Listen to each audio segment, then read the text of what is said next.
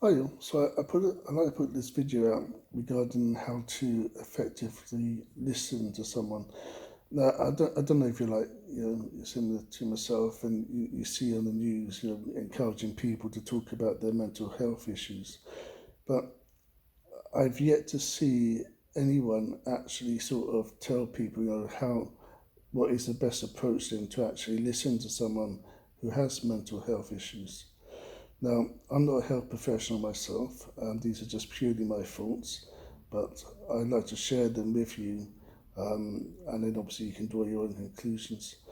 So, first and foremost, someone's relaying to you their mental health struggles, and it's so easy for people to listen to the first couple of sentences, um, come to conclusions, um, built around assumptions, and then they'll reel off, oh, well, you need to do X, Y, Z based upon their own perceptions without fully taking into account what someone's actual struggles are, start to finish, um, and their limitations, because obviously we are all confined to our own self perceptions, and what might work for one person might not work for another.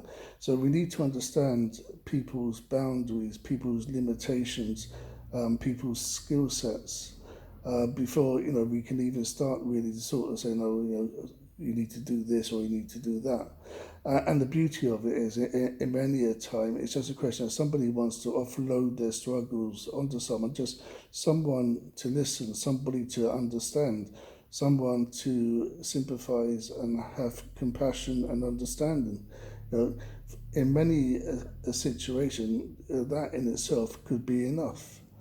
But the, the trouble with coming to conclusions from listening to the first sentence and then coming back with an answer, oh, well, you need to do this and you need to do that based upon what works for them, um, is that if that doesn't work for that person, or if they're not being understood, or they feel that they're not being listened to, they're going away from that situation, wanting to offload some of that overwhelmment, and actually all that's happened is that they've had extra added onto their plate.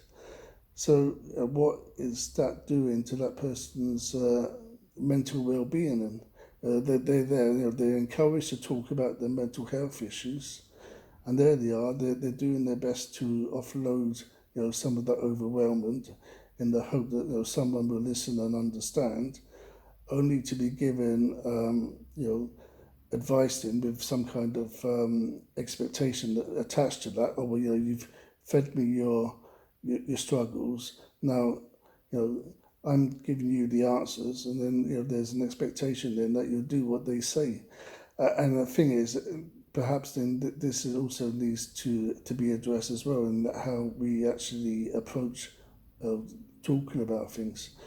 Um, because obviously we're sort of like giving our power away to someone, offloading some of our struggles, and then putting giving that power away, and then coming back then with expectations built around the advice that they've given, and then they might even come back then and say, oh, did you do this and did you do that, like and that's just an extra burden on top. So personally, I think there's a whole education that needs to be given on how to effectively listen to someone, and I've yet to see that in the media myself. Perhaps that's a topic for debate.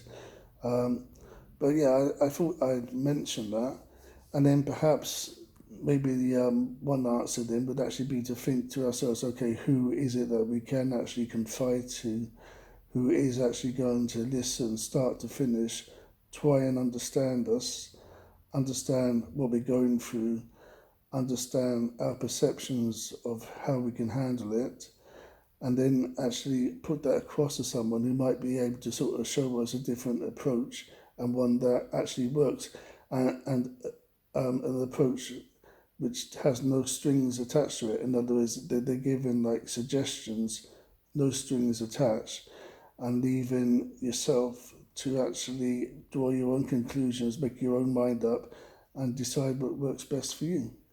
And obviously, I suppose the answer is to speak to health professionals. But the thing is, we're actually encouraged to, talk generally, as far as I understand it, to anyone really. But then, as I say, not everybody has the correct aptitude and attributes in to actually listen correctly. Then, I mean, if I think of toxic situations, there's a need to offload them. As adults, we do have the luxury that we can somewhat remove ourselves from toxic situations, from toxic people. But then when we are faced with toxic situations, there's a need to be able to offload that. And again, if you're offloading that onto someone who's just putting it back on your shoulders with further baggage on top, what good is that? Um, and then obviously, I mean, if, for example, if I think back to my school days, we have very little control over who we mix with in school, etc. And such a diverse amount of people from so many cultures, so many backgrounds. It's inevitable that there's going to be toxic situations and toxic people that we're mixing with, and that can be like day on day. And if it's day on day, there is a good chance that we need to be able to offload those toxic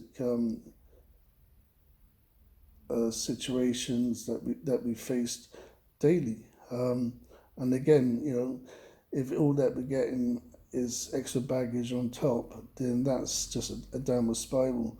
And what happens when if a primary caregivers are unable to take that offset from us and just put extra on top, what's going to happen is that you're not going to talk about it.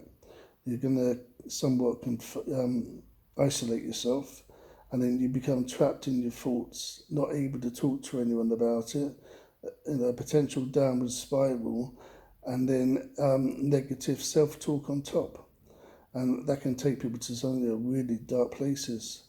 And yet again, it just sort of like suggests to me that there should be an education in the media, etc., sort of educating people on how to listen and how to be able to offload and resolve rather than add to. So hopefully this is giving food for thought. Please leave comments and thank you for watching.